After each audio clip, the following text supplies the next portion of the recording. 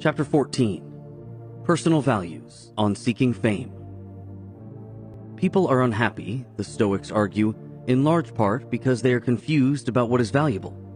Because of their confusion, they spend their days pursuing things that, rather than making them happy, make them anxious and miserable. One of the things people mistakenly pursue is fame. They fail to realize that fame, whether it involves world renown or merely the admiration of their neighbors, comes at a price. Stoics value their freedom, and they are therefore reluctant to do anything that will give others power over them.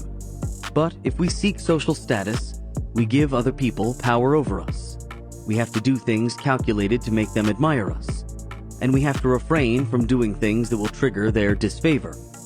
Epictetus therefore advises us not to seek social status, since, if we make it our goal to please others, we will no longer be free to please ourselves. If we wish to retain our freedom, says Epictetus, we must be careful, while dealing with other people, to be indifferent to what they think of us. Furthermore, we should be consistent in our indifference.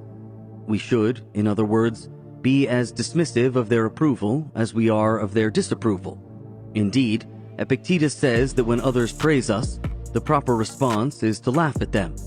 They would advise us to conceal our indifference. One way to overcome this obsession, the Stoics think, is to realize that in order to win the admiration of other people, we will have to adopt their values. More precisely, we will have to live a life that is successful according to their notion of success. If we are living what they take to be an unsuccessful life, they will have no reason to admire us.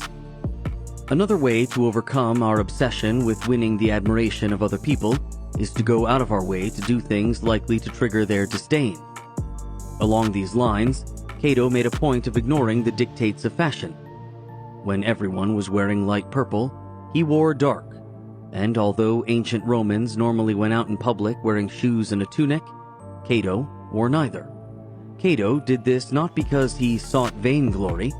To the contrary, he dressed differently in order to accustom himself to be ashamed only of what was really shameful, and to ignore men's low opinion of other things.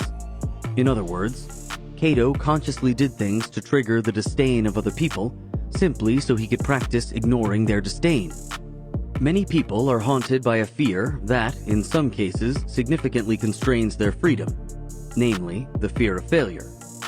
The individuals in question might contemplate doing something that will test their courage, determination, and ability, but then decide against the attempt, with the key factor in their decision being the fear of failure. From their point of view, it is better not even to attempt something than to fail while trying to accomplish it. It is better, failure-averse people reason, not even to attempt an undertaking than to run the risk of public humiliation. Realize that many other people, including quite possibly your friends and relatives, want you to fail in your undertakings. They may not tell you this to your face, but this doesn't mean that they aren't silently rooting against you. People do this in part because your success makes them look bad, and therefore makes them uncomfortable. If you can succeed, why can't they? Consequently, if you attempt something daring, they might ridicule you, predict disaster, and try to talk you out of pursuing your goal. If, despite their warnings, you make your attempt and succeed, they might finally congratulate you, or they might not. By refusing to seek the admiration of other people, Stoics might succeed in gaining their, perhaps grudging, admiration.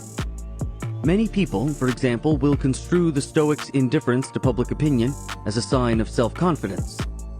Only someone who really knows who she is, someone who, as they say, feels good about herself, would display this kind of indifference.